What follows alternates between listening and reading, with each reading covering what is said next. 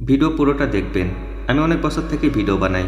কখনো কি দেখেছেন কারো ব্যক্তিত্বে আঘাত করে আমি কখনো ভিডিও বানিয়েছি?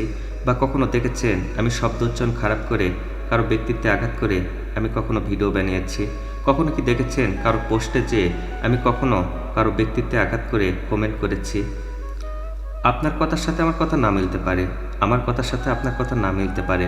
তার মানে এই না যে আমি আপনার ব্যক্তিত্বে আঘাত করে কথা বলবো, আপনি আমার ব্যক্তিত্বে আঘাত করে কথা বলবেন।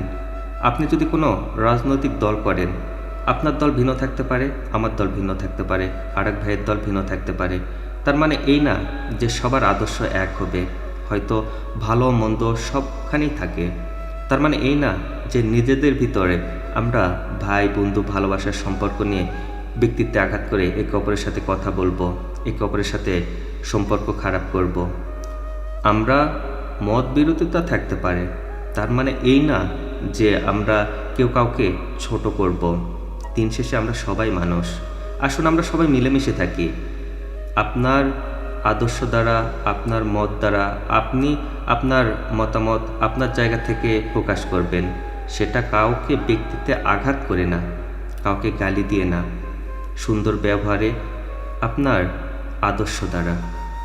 আপনি আপনার জায়গা থেকে ভালো থাকুন এবং সবাইকে ভালো রাখুন। সবাই মিলেমিশে থাকি। ভালোবাসা অবিরাম। সবার জন্য ভালোবাসা রইল।